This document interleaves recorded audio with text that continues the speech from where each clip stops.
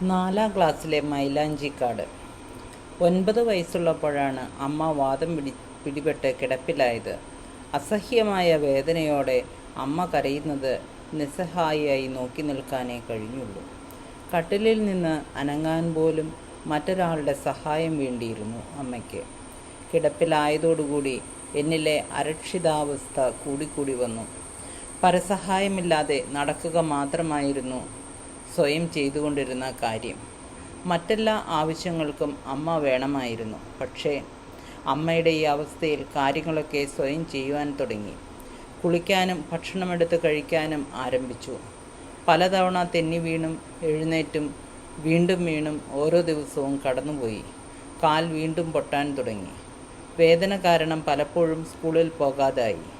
അസഹ്യമായ വേദനയോടെയുള്ള അമ്മയുടെ കരച്ചിൽ വീടാകെ നിറഞ്ഞു. അതിനിടയിൽ എൻ്റെ വേദനയെ അമർത്തി പിടിക്കുകയല്ലാതെ മറ്റു വഴിയില്ലായിരുന്നു. ചന്ദ്രൻ എന്നു പേരുള്ള ഒരു ആയുർവേദ ഡോക്ടറാണ് അമ്മയെ ചികിത്സിച്ചിരുന്നത്. പാവങ്ങളുടെ ഡോക്ടർ എന്നൊരു വിളിപ്പേരും അദ്ദേഹത്തിനുണ്ടായിരുന്നു. സ്നേഹവും കാരുണ്യവുമുള്ള മനുഷ്യനായിരുന്നു അദ്ദേഹം. ആഴ്ചയിലൊരിക്കൽ കിടപ്പായ അമ്മയെ ചികിത്സിക്കാൻ വീട്ടിൽ വരുമ്പോൾ വേദന കൊണ്ട് പുളയുന്ന അമ്മയുടെ കൈപിടിച്ച് ധൈര്യമായിരിക്കൂ, വേദന വേഗം മാറും എന്ന് അലിവോടെ അദ്ദേഹം പറയുമായിരുന്നു. മരുന്നിൻ്റെ കുറിപ്പടികൾ എഴുതിക്കൊടുത്ത് അദ്ദേഹം മടങ്ങുമ്പോൾ വരാന്തയിലെ കസേരയിൽ ചുരുണ്ടുകൂടിയിരിക്കുന്ന എന്നെ നോക്കി പുഞ്ചിരിക്കും. എന്നിട്ട് മുടിയിൽ തലോടും. ഡോക്ടറിൻ്റെ നീണ്ടു വളഞ്ഞ മൂക്കും കുറുകിയ കണ്ണുകളും മുമ്പെപ്പോഴോ വായിച്ച ചിത്രകഥയിലെ സത്യസന്ധനായ ഒരു രത്നവ്യാപാരിയെ ഓർമ്മപ്പെടുത്തുന്നതായിരുന്നു. അമ്മയെ നോക്കിയതും പരിചരിച്ചതുമെല്ലാം അച്ഛനും കുട്ടിയമ്മയും ചേർന്നായിരുന്നു. കഷായവും അരിഷ്ടവും മറ്റു മരുന്നുകളുമായി മാസങ്ങളോളം അമ്മ കട്ടിലിൽ തന്നെ കിടന്നു. ഒട്ടും സന്തോഷമില്ലാത്ത വേദന നിറഞ്ഞ ജീവിതത്തോട് വെറുപ്പ് തോന്നി. മനുഷ്യരുടെ സാന്നിധ്യത്തിൽ നിന്ന് കൂടുതൽ അകന്നുകൊണ്ടിരുന്നു. വീടിൻ്റെ കിഴക്കേ പറമ്പിലെ മൂവാണ്ടൻ മാവിൽ അപ്പൂപ്പൻ കെട്ടിത്തന്ന ഒരു ഊഞ്ഞാലുണ്ടായിരുന്നു. ഒരു ദിവസത്തിലെ ഏറിയ സമയവും ഞാൻ അതിൽ തന്നെയായിരുന്നു. ഊഞ്ഞാലിലിരുന്ന് മരച്ചില്ലകൾക്കിടയിലൂടെ പുളിയനുറുമ്പ് നിരനിരയായി നീങ്ങുന്നതും മാവിലകൾക്കുള്ളിൽ ആകാശത്തിൻ്റെ കഷ്ണങ്ങൾ മേഘത്തുണ്ടുകളെ പെറ്റിടുന്നതും നോക്കി ഒത്തിരി നേരമിരിക്കും. ഇടയ്ക്കിടെ അണ്ണൻ, അമ്മാവിൻ്റെ മകൻ, വന്ന് ഊഞ്ഞാലാട്ടിത്തരും. മുടി ചീകിയും പൊട്ടു തൊട്ടു തന്നും സാഹോദര്യത്തിൻ്റെ കരുതലും സ്നേഹവും അനുഭവപ്പെടുത്തിയെങ്കിലും അതൊന്നും ഒറ്റപ്പെടലിനെയും വേദനയെയും തെല്ലും ശമിപ്പിച്ചില്ല. ദിവസങ്ങൾ ചെല്ലുന്തോറും ഉൾവലിഞ്ഞുകൊണ്ടിരുന്നു. അമ്മയെ കാണാൻ വരുന്നവരുടെ സഹതാപം നിറഞ്ഞ വാക്കുകളും നോട്ടവും എന്നെ അസ്വസ്ഥയാക്കി. സന്ദർശകരിൽ നിന്നും ഒഴിഞ്ഞു മാറി. പകലൊക്കെ വീട്ടിനുള്ളിൽ കയറാതെ മുറ്റത്തും പറമ്പിലും ഊഞ്ഞാലിലുമൊക്കെയായിരുന്നു. ഏറെ ദിവസങ്ങൾ കാണാതിരുന്നപ്പോൾ ക്ലാസ് ടീച്ചറായ വിജയമ്മ ടീച്ചർ വിവരമറിഞ്ഞ് കാണാനെത്തി. സ്നേഹനിധിയായിരുന്നു ടീച്ചർ. കൈതപ്പൂവിൻ്റെ മണവും നിറവും ഇളം തവിട്ട് നിറത്തിലുള്ള കണ്ണുകളുമുള്ള സുന്ദരിയായ സ്ത്രീ.